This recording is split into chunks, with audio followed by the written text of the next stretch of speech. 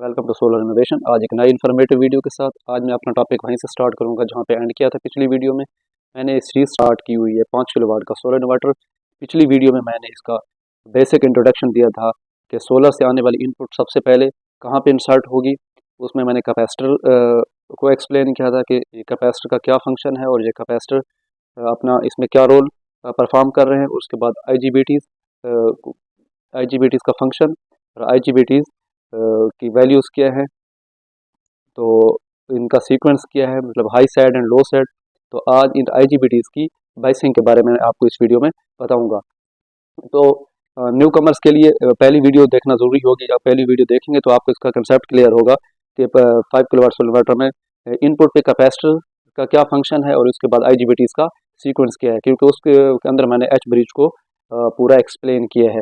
तो आज का जो मेन टॉपिक था वो इस एच ब्रिज को जो हमने स्विचिंग करानी है, इन IGBTs को जो स्विचिंग करानी है उसकी बेसिंग कैसे होगी।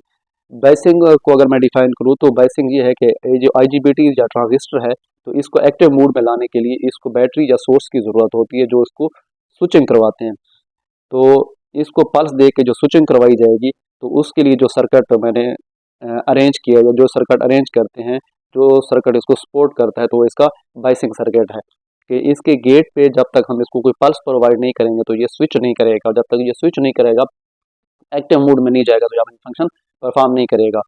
तो इसके जो मेन पार्ट हैं वो एक ड्रेन है, सोर्स है और गेट है। गेट पे हमने इसको कोई पल्स देनी है, वो जब पल्स इसको ट्रिगर करेगी तो ये एक्टिव रीजन में जाएगा। जब एक्टिव रीजन में जाएगा तो इसकी स्विचिंग से हमारी जो DC होगी, जो प्योर DC है, वो AC में कन्वर्ट होगी, जो कि मैं पिछली वीडियो में एक्सप्लेन कर चुका हूँ कि ये AC क्या है और DC क्या है। और हम DC को AC में कन्वर्ट करने के लिए IGBTs या ट्रांजिस्टर का इस्तेमाल करते हैं और इन ट्रांजिस्टर की स्विचिंग करवा के हम उस DC को AC में कन्वर्ट कर सकते हैं।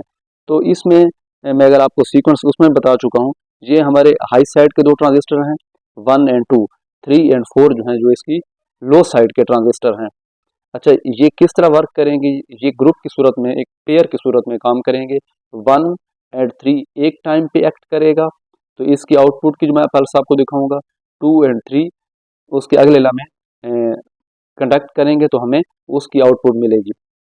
पिछली वीडियो में इसके बारे में एक्सप्लेन किया जा चुका था कि 1 और 3 किस तरह कंडक्ट कर रहे हैं, 2 और 4 किस तरह कर रहे हैं। तो इसमें ये नंबर 1 और नंबर 3 एक पेयर है, नंबर 2 और नंबर 4 दूसरा पेयर है।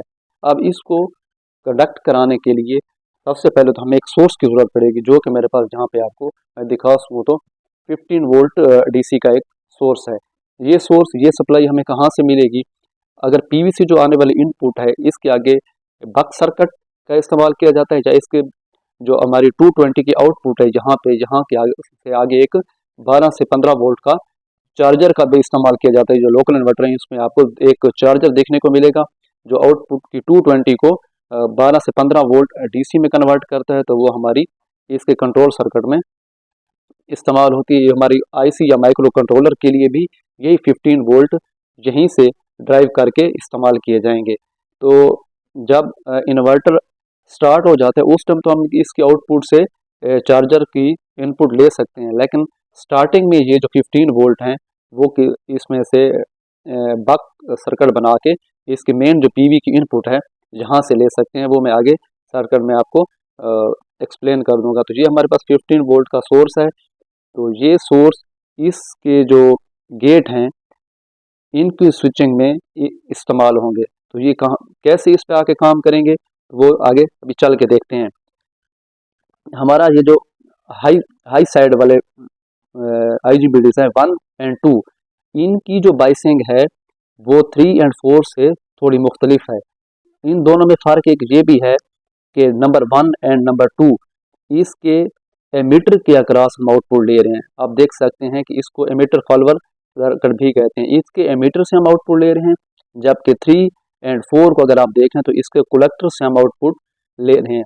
तो जिसके हम एमीटर से ले रहे हैं ये दोनों हाई साइड हैं, इनकी बाइसिंग थोड़ी मुश्किल है, जबकि 3 और 4 की बाइसिंग बिल्कुल इसका सिंपल है। इसके जो सपोर्टिव कंपोनेंट है वो बिल्कुल कम है और इसकी ये बाइसिंग बिल्कुल मुख्तसर किस्म की है। और इसमें एक PC817 का इस्तेमाल किया गया है, इसको हम ऑप्टो कपलर भी कहते हैं। ऑप्टो कपलर इस्तेमाल करने का मकसद इसका कंट्रोल सर्किट और इस सर्किट के दरमियान आइसोलेशन करना है।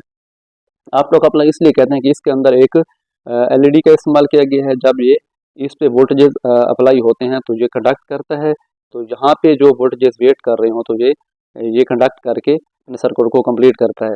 तो ये आप देख सकते हैं कि नंबर 1 और 2 ये हमारा जो माइक्रो कंट्रोलर इस्तेमाल होगा जो आईसी इस्तेमाल होगा उससे आने वाली पल्सेस हैं, जिन्होंने एक सीक्वेंस में नंबर 1 और नंबर 2। अब नंबर 1 आप देख सकते हैं क्योंकि मैं बता चुका हूँ कि 1 और 3 एक टाइम पे कंडक्ट करेगा। तो ये आप देख सकते हैं कि ये 1 और 3 के लिए नंबर 1 से पल्स आएगी, जो कि ये नंबर 3, और ये पल्स आपके पीसी पे जा रही है 817 पे, जो आपके इस ट्रांजिस्टर को एक्टिव रीजन में ले जाएगा। जब ये ट्रांजिस्टर आपका एक्टिव रीजन में जाएगा तो ये 15 वोल्ट यहाँ से उठा के आपके इसके गेट पे ट्रिगर करेगा। आपका गेट जब ट्रिगर होगा तो आपका IGBT 7 ये जो आपका IGBT है ये कंडक्ट करेगा। जब ये कंडक्ट करेगा तो इसकी एक सीक्वेंस की स्विचिंग से नंबर 1 और नंबर 3 दोनों at the same time conduct करेंगे। तो इसकी जो सीक्वेंस की स्विचिंग से हमारी ये जो DC है, जब इसमें हम स्विचिंग करवाएंगे तो ये AC में चेंज होगी, और उस टाइम जब नंबर 1 और नंबर 3 कंडक्ट करेगा तो करंट का पाथ क्या होगा। मैं आपको दिखाता हूँ कि अगर नंबर 1 ने कंडक्ट किया तो आपका करंट का पाथ यहाँ से होता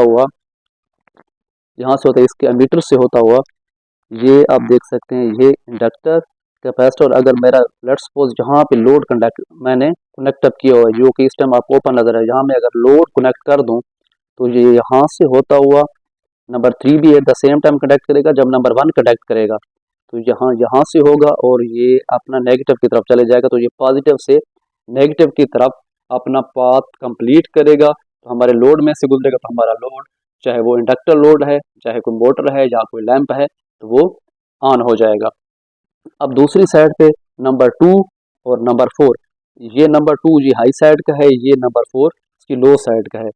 जब नंबर 2 पे माइक्रो कंट्रोलर या IC से जो पल्स आएगी वो इसको ट्रिगर करेगी। इनका भी सेम वो फंक्शन है। नंबर 2 इसकी हाई साइड का है, तो इसका PC जब वो पल्स इसके PC को एक्टिव करेगी तो ये यहाँ से 15 वोल्ट उठा के इस ट्रांजिस्टर को एक्टिव रीजन में लेके जाएगा। जब ये एक्टिव रीजन में जाएगा तो आप देख सकते हैं कि ये वही 15 वोल्ट यहाँ से होते हुए इसके गेट को ट्रिगर करेंगे। इसका गेट जब ट्रिगर होगा तो ये एक्टिव रीजन में चले जाएगा, और एट द सेम टाइम इसका नंबर 4 IGBT भी आप देख सकते हैं कि इस पे वही पल्स आएगी। तो वो पल्स इसके गेट को ट्रिगर करेगी, और इसके गेट को ट्रिगर करने पे ये भी कंडक्ट करेगा। तो इस टाइम जो करंट का पाथ होगा वो कुछ यूँ होगा, यहाँ से DC आएगी, ये कंडक्ट करेगा, ये स्विचिंग करेगा, और यहाँ इसकी आउटपुट यहाँ से होते हुए यहाँ पे, और यहाँ पे जब मैं लोड कनेक्ट करूँगा तो यहाँ से होते हुए ये इसका पाथ नंबर 4 में जाएगा और ये इसका नेगेटिव तक आएगा। ये तो था इसका स्विचिंग का सीक्वेंस, और अगली वीडियो में बताऊंगा कि माइक्रो कंट्रोलर का पूरा सर्किट बना के IC या माइक्रो कंट्रोलर जिस चीज़ का भी इस्तेमाल करूंगा वो आगे एक्सप्लेन करूंगा। तो वहाँ से ये पल्सेस मज़ीद आगे सर्किट को जाएंगे, मतलब वहाँ से जो माइक्रो कंट्रोलर या IC की आउटपुट होगी वो इन पल्सेस की सूरत में होगी जो इनकी स्विचिंग के लिए इस्तेमाल होगी। अब इन कंपोनेंट की वैल्यू क्योंकि ये सेम था, नंबर 1 और नंबर 2 की बेसिक सेम है, तो मैंने सिर्फ नंबर 1 के ऊपर जो कंपोनेंट्स की वैल्यू हैं वो मेंशन कर दी हैं। नंबर 2 में इसलिए नहीं की ताकि डायग्राम में ज़्यादा पेचीदगी ना आए, ताकि क्योंकि जगह कम है तो इसलिए सिर्फ एक सेट की मैंने कंपोनेंट्स की वैल्यू दिखा दी है। जो नंबर 1 की कंपोनेंट्स की वैल्यू है सेम नंबर 2 की है, और इसी तरह नंबर 3 की IGBT के जो कंपोनेंट्स की वैल्यूज़ हैं वो नंबर 4 की हैं। तो ये तो थी हमारी आज की वीडियो। इंशाल्लाह नेक्स्ट वीडियो में माइक्रो कंट्रोलर या IC जो भी चीज़ इसकी स्विचिंग के लिए इस्तेमाल होगी, जो ड्राइवर सर्किट इस्तेमाल होगा, मैं उसको एक्सप्लेन करूँगा, और इसके बाद यहाँ से मैं इसकी फीडबैक लेके जाऊँगा जो इस माइक्रो कंट्रोलर को फीडबैक देगी कि किस सीक्वेंस से स्विचिंग करवानी है और किस तरह वोल्टेजेस को स्टेबल रखना है। तो देखते रहिए हमारा YouTube चैनल। अल्लाह हाफिज़।